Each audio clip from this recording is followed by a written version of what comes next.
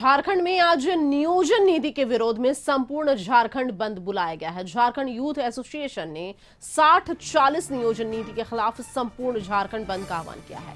इसके लिए प्रशासन पूरी तरह मुस्तैद है। बंद के दौरान राजधानी रांची में किसी तरह का उपद्रव न हो, इससे निपटने के लिए पुलिस प्रशासन ने भी राजधानी रांची में 2000 अतिरिक्त पुलिस बल की तैनाती की है। आज बंद को लेकर राजधानी रांची के लगभग 50 स्कूल बंद हैं। सड़कों पर भी आवागमन कम दिख रहा है। वहीं दूसरी ओर सत्ताधारी दल झारखंड मुक्ति मोर्चा के केंद्रीय प्रवक्ता मनोज पांडे का कहना है कि छात्र नेता किसी के बहकावे में न आए। ये सरकार आपकी है, आपके हित के लिए कार्य कर रही है। आने वाले 2 से 4 महीनों में 1 लाख से अधिक नियुक्तियां निकलेंगी। युवा उसकी तैयारी करें।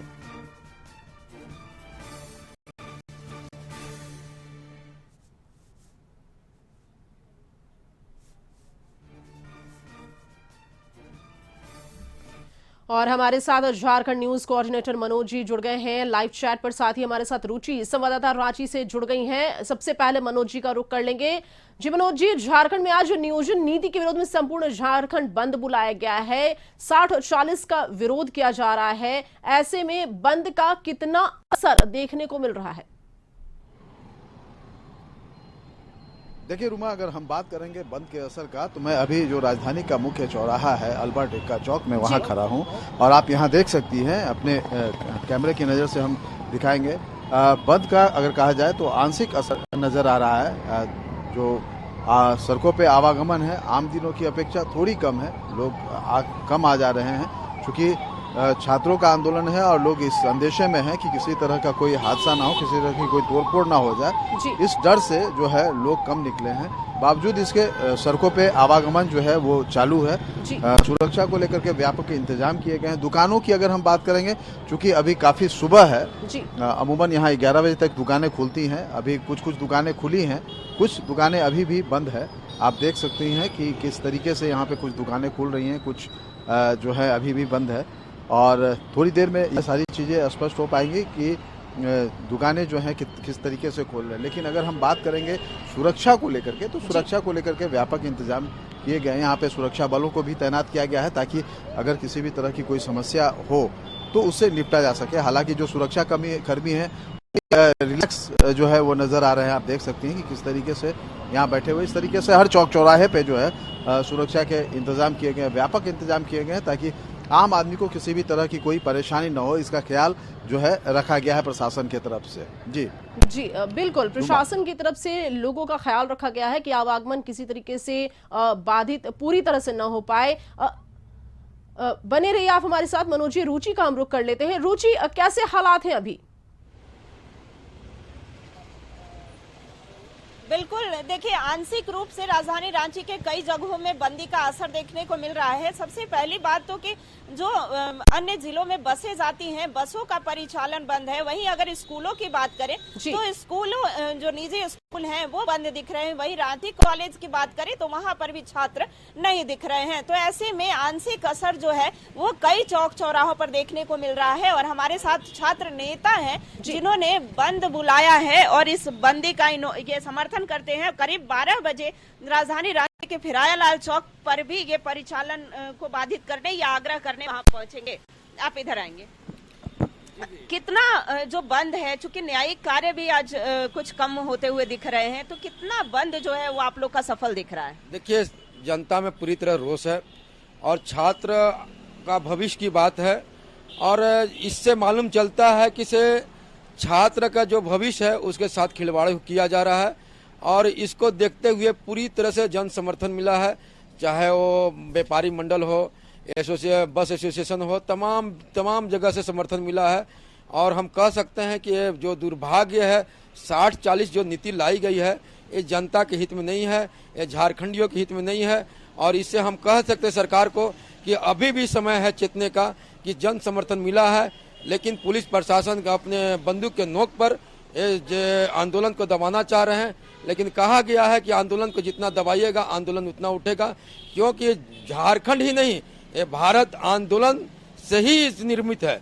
और हम कहते हैं कि यहाँ पर बहुत कुर्बानी होने के बाद हमारे पूर्वजों ने इस झारखंड को स्थापित किया है, इसलिए आंदोलन को दबाना नहीं है।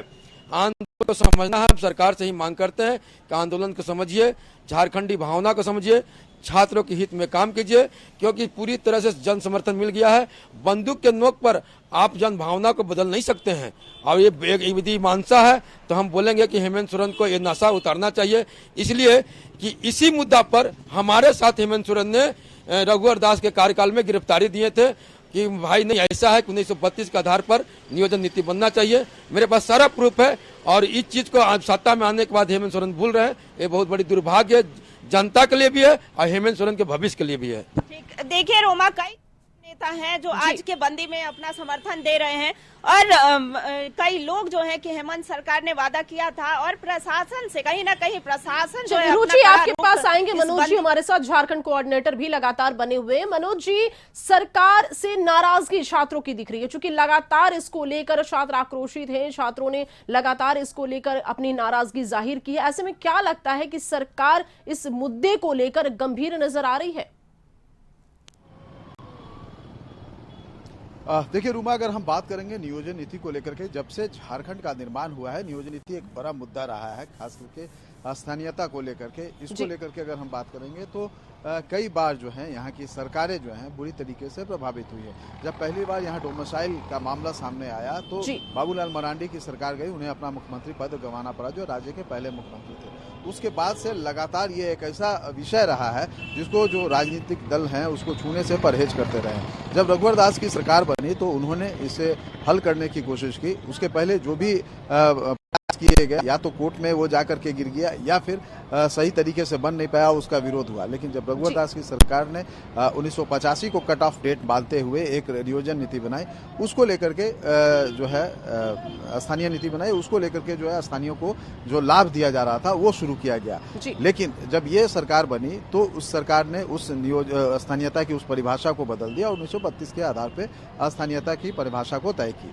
उसी को लेकर के एक नियोजन नीति बनाई जिसमें स्थानीयों को प्रमुखता दी गई थी। इसके पहले जब रघुवर दास ने भी एक नियोजन नीति बनाया था जिसमें कि कुछ जिले, अनुसूचित जो जिले थे, उसको बाइफर्केट करके वहाँ पे स्थानीय लोगों को जो है विशेष तरजीह देने की बात कही गई थी और उसको लेकर वैकेंसी निकाली गई थी। लेकिन जब कोर्ट में वो मामला गया तो मामला कोर्ट में वो मामला फंस गया और जो नीति थी उसको कोर्ट के आदेश पे बाद में रद्द किया गया।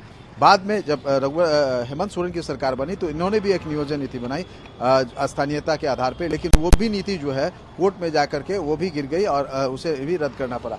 ऐसी स्थिति में फिलहाल जो है जो अभी रघुवर दास जो बनाया था उसमें जिले का जो वार था उसको खत्म करके हेमंत सोरेन ने उसको लागू किया कि भाई इसमें किया जाए और उसमें स्थानीयता को परिभाषित करते हुए 60% स्थानीय लोगों को आरक्षण देने की बात कही गई, जिसी का विरोध जो है जो विभिन्न छात्र संगठन है वो कर रहे हैं। उनका कहना है कि हमारा जो है वो ज्यादा होना चाहिए और उसको लेकर के विरोध जारी है। अभी अगर हम बात करेंगे तो सरकार की तरफ से एक स्पष्ट नियोजन नीति बनाने की बात कही जा रही है, लेकिन जब तक नियोजन नीति बनती नहीं है, कोर्ट में जब तक मामला है, चलिए सरकार की तरफ से नियोजन नीति बनाने की बात की जा रही है और सरकार कह रही है कि इस पर विचार किया जाएगा और हम इसके लिए कोशिश कर रहे हैं। शुक्रिया तमाम जानकारी के लिए आपका मनोज जी, साथ ही साथ रुचि शर्मा, आपका भी बहुत बहुत शुक्रिया तमाम जानकारी के लिए।